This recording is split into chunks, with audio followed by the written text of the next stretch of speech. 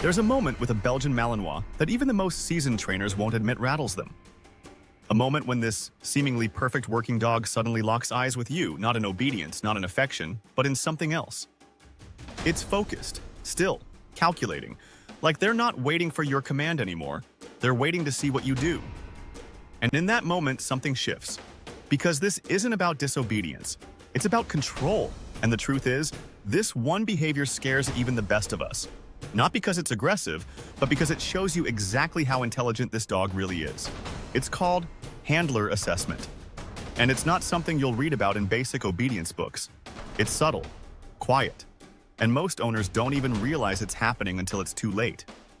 The Malinois stops responding to known cues, not out of rebellion, but because they're weighing your leadership. They know the command, they've done it 1,000 times, but now they're watching you, questioning, testing, not just if you'll give the order, but if you deserve to be followed at all.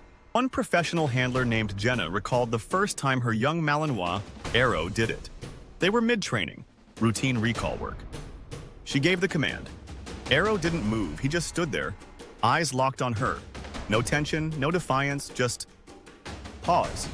As if to say, I know what you said, but I'm not sure you're leading me anymore.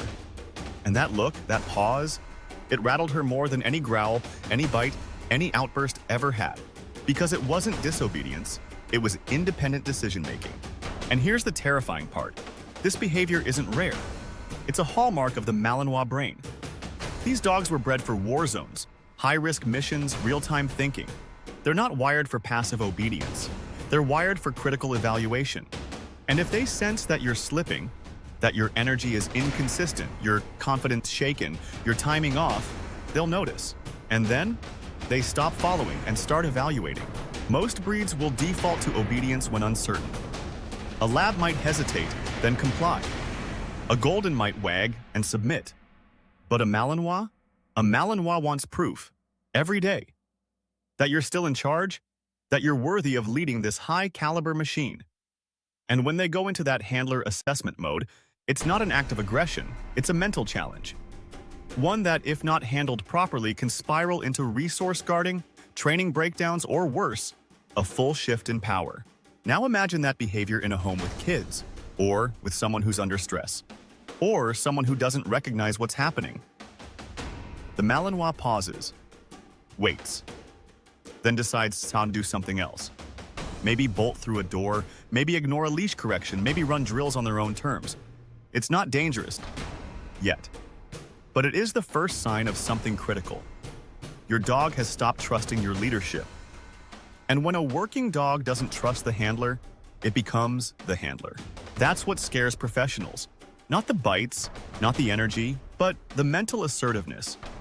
This breed will fill any leadership vacuum without hesitation. And once that shift happens, it's hard to come back.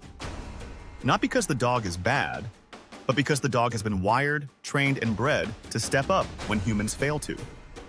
That's what makes them elite. And that's what makes them dangerous in the wrong hands. But it's not all fear. There's another side to this behavior, one that experienced trainers eventually learn to respect.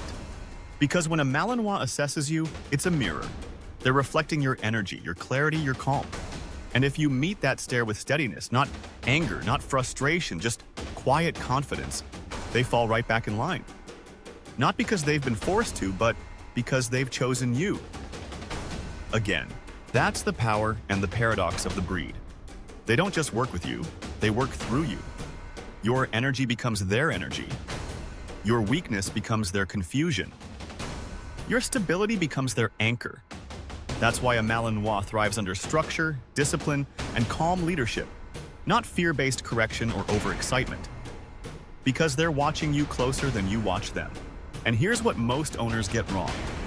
When their Malinois starts hesitating or ignoring commands, they assume it's disobedience. They try harder. They get louder, more forceful. But that only makes it worse.